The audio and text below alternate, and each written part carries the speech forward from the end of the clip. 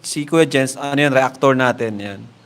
Official reactor. Hello mga kalingap, welcome back sa aking YouTube channel, this is Kuya Jen. So kung bago ka lang sa aking YouTube channel, huwag niyo pong kalimutan mag-subscribe at click the bell button para lagi kang updated sa ating mga bagong upload na video. At huwag po natin kalimutan suportahan ang Team Kalingap sa pangunguna ni Kuya Val Santos Matubang, Ate Edna Vlog at syempre Kalingap Rob. At pakisuportahan din po ang aming mga kasamahan sa Team Kalingap. Nandyan po ang K-Boys, Kalingap Partner, Kalingap Reactor at lahat po ng charity vlogger sa buong Pilipinas sa tumutulong sa mga kabayan po natin na lahat may hirap. Suportahan po natin lahat guys. So ngayong araw mga Kalingap, samahan niyo po ako, panoorin po natin ang buo itong video na ito mga Kalingap upang matulungan po natin ang isa sa mga Kalingap Angel, ang isa sa mga beneficiary po ni Kalingap Rob na meron na naman pong pagsubok na dumaan o dumadating po sa kanyang buhay ngayon mga Kalingap. Dahil nga po sa social media ay meron na naman pong mga tao mga Kalingap ang gumagawa ng mga issue at paninira mga Kalingap. At dito nga mga Kalingap ay hindi na po ito biro dahil unang-una po mga Kalingap, yung pictures na kumakalat po ngayon sa social media ay isang edited photo. Inedit lang po mga Kalingap na gawa-gawa lang ng kung sino mga Kalingap. At ang pangalawa mga Kalingap, ang maselan po dito, minor de edad po ang ginawan niya ng edited photo po mga Kalingap. Isang Kalingap Angel, isang minor de edad, isang babae, ginawan po ng edited photo, kumbaga po ay sinisiraan po sa social media. Kaya sobrang sensitibo po at seryoso po itong usapan po natin ngayon. At ngayon po aalamin po natin mga Kalingap dito po sa pag-search po natin sa internet kung ano nga ba yung mga pwedeng maparusa o iparusa sa gumawa nito at ano yung maaari maging epekto po nito sa biktima. So ito mga Kalingap ay in general po ito mga Kalingap, itong idea, itong mababasa po natin dito para magkaroon din po tayo ng kaalaman. Tayong mga gumagawa ng reaksyon, nanonood at sumusuporta. At ano yung mga pwede natin gawin para makatulong po tayo sa mga biktima. Baka may makakilala rin po kayo na baka may ganitong klaseng kaso. So matutulungan din po natin lahat. At ano yung pwede natin gawin para mahuli yung suspect.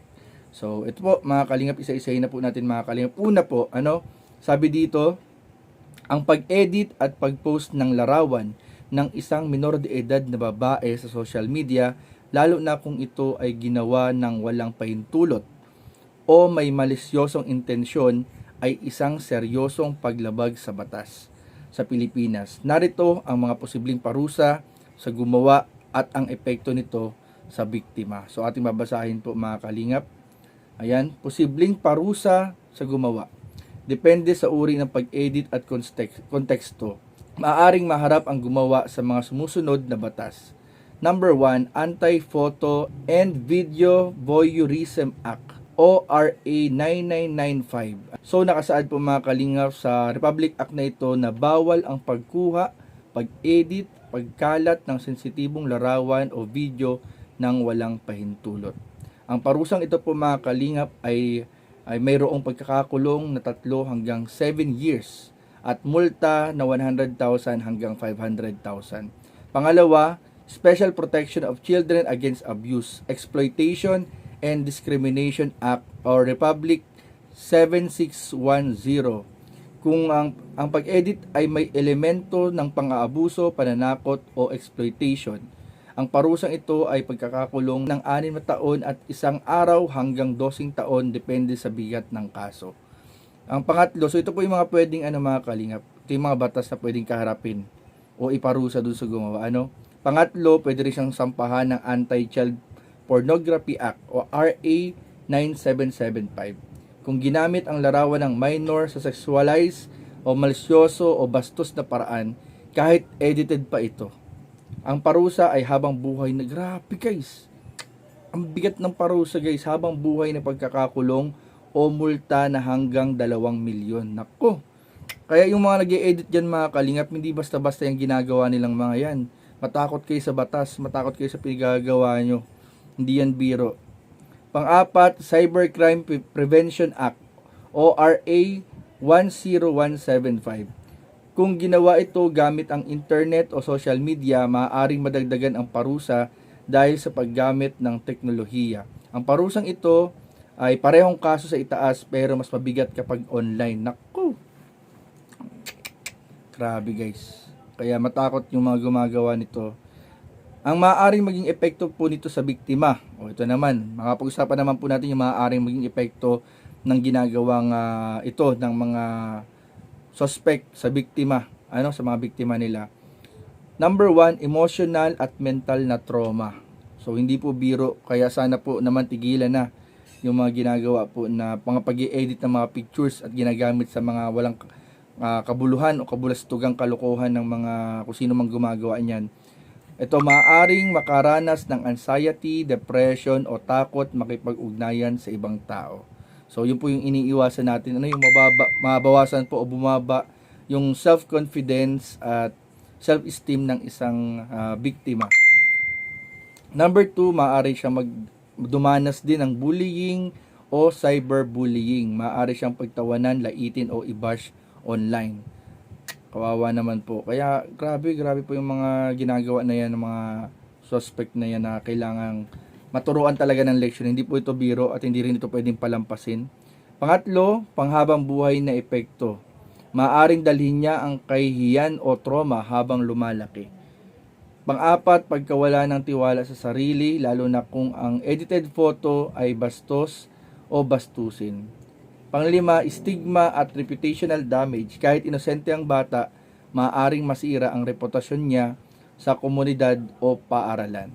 Ano ang mga dapat nating gawin? Una, i-report agad sa PNP, Women and Children Protection Center o Cybercrime Division ng NBI.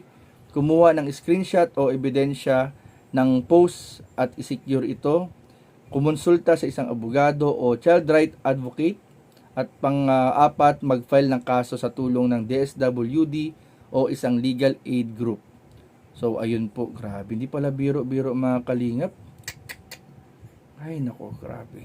Hindi biro guys, nakatakot yung ginagawa ng mga, tanong natin kung ano ang mga pwedeng maitulong o suporta sa mga biktima. So ito naman pag-usapan naman natin mga kalingap, ano yung mga pwedeng maitulong o suporta sa mga biktimang dumadaan po o dumadanas ng mga itong klaseng pagsubok sa buhay po nila. Maraming pwedeng maitulong o suportang ibinibigay sa mga biktima, lalo na kung ang biktima ay minor de edad.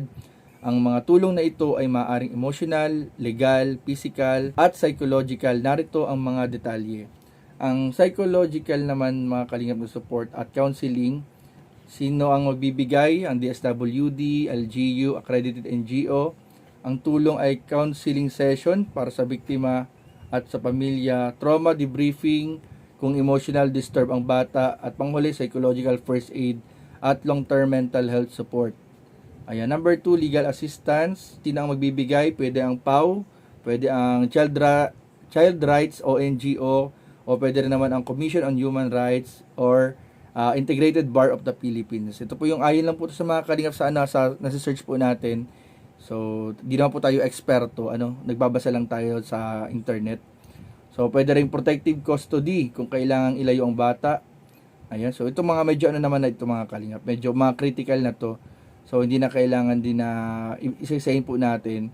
Pero ang punto natin mga kalingap ay hindi biro yung ginagawa ng mga nagpo-post, nag-i-edit ang picture ng mga Kalingap Angels, ng mga beneficiary, tapos pinopost po sa social media. Hindi po biro. Kaya sana po matakot yung mga gumagawa niyan, dahil once malaman kung sino kayo, ay worst case scenario, habang buhay na pagkakakulong, multa na hindi bababa sa 2 milyon.